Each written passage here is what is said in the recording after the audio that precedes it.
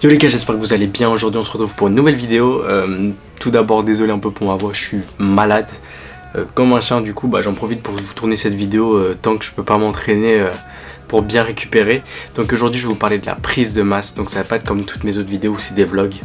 Là ça va vraiment changer du coup, parce que je vais vous parler un peu de la prise de masse en général, comment prendre du muscle, comment continuer à prendre de la masse, même si on en a déjà fait une, parce que j'ai reçu pas mal de messages par rapport à ça, c'est-à-dire des gens qui ont du mal à continuer à prendre du poids, qui soi-disant mangent assez. Et donc bon, je vais essayer de vous donner un peu mes conseils et je vais vous parler un peu de ce sujet là. Donc les gars, c'est parti, vidéo sur la prise de masse, let's go. Donc les gars, c'est parti. On commence tout d'abord ça avec c'est quoi la prise de masse. Du coup la prise de masse les gars, ça va être prendre du poids. Donc vous avez votre total calorique, on va dire votre maintien. Je vous mettrai quelques liens pour calculer tout ça, parce qu'il y en a toujours qui galèrent un peu à prendre ça. Du coup vous aurez votre total calorique, il faudra manger au-dessus de ce total calorique, tout simplement pour prendre de la masse, prendre du poids. Donc c'est simple, il va falloir augmenter glucides, lipides, protéines. C'est les trois groupes principaux bien sûr. Donc glucides, va falloir trouver une bonne source de glucides, protéines pareil, lipides pareil, et bien sûr assurer tout ce qui est à côté, c'est-à-dire vitamines et minéraux.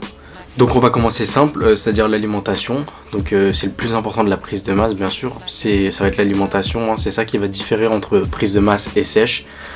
C'est pas des techniques de training, c'est-à-dire faire plus de reps, faire moins de reps. Tout ça c'est du bullshit franchement les gars. Ceux qui suivent encore ces conseils là en 2019 à l'heure actuelle, c'est vraiment abusé. Il n'y a pas de série plus longue ou etc pour prendre de la masse, pour sécher. Il n'y a pas tout ça, ça n'existe pas. Donc là ça va vraiment se jouer dans votre alimentation. Et mes niveaux de training, il faudra toujours se la buter et être comme d'hab à 100%. Donc tout simplement on va commencer par l'alimentation les gars. Il faudra augmenter tout d'abord votre source de glucides. Votre source de glucides, ça va être pour moi l'élément moteur en prise de masse. C'est l'élément qui va être principal du coup dans votre diète.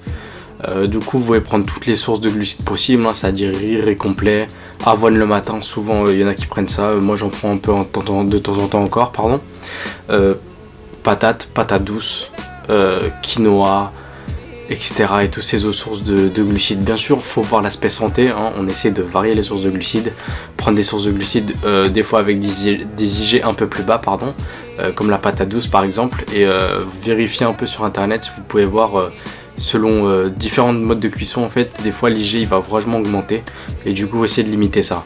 Du coup ensuite la source de protéines, bien sûr on essaie de prendre pas trop gras possible, faut toujours un peu de gras bien sûr, mais vu qu'on prend des lipides à côté, on essaie de bien réguler tout ça et du coup absorber le maximum des meilleurs lipides possibles. Du coup viande ça va être pareil, on connaît tous basique, dinde, poulet, steak.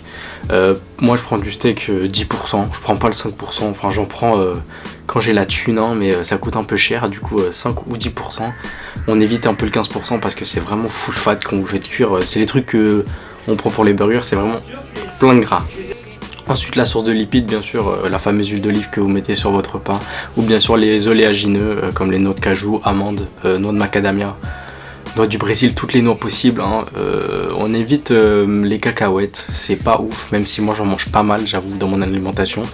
C'est pas optimal, mais on évite un peu parce que c'est vraiment pas mal de graisse saturée, c'est pas rempli de super bonnes choses et c'est pas l'optimal quoi. Et bien sûr avec tout ça, on prend la masse de légumes. Les légumes c'est ultra important pour la santé, on vous dit 5 fruits et légumes par jour, mais c'est vraiment ultra important, surtout quand vous prenez pas mal de protéines. En fait c'est pour éviter que votre sang il s'acidifie. Faut réguler du coup basique, acide, votre équilibre acido-basique du coup, faut bien le réguler et en plus ça vous permet d'avoir la masse de vitamines et minéraux que vous pouvez prendre bien sûr en complément, mais il faut maximiser tout dans la nutrition. Pour moi c'est le plus important bien sûr, bien manger, bien s'alimenter, c'est un peu la base de la santé. Donc quand vous avez tout ça du coup, comme je vous ai dit, il faudra augmenter tout ça par rapport à votre total calorique, c'est-à-dire être en surplus calorique tout simplement. Du coup bien réguler tout ça. Bien sûr vous pouvez faire un plan alimentaire très simple, très basique, que vous pouvez suivre toute la journée, mais après moi je vous dis pas forcément de suivre ça à la lettre à 100%, moi c'est pas du tout mon cas sans deck. Bien sûr j'ai un plan alimentaire de base que m'avait fait mon coach et que je lui en remercie pour ça.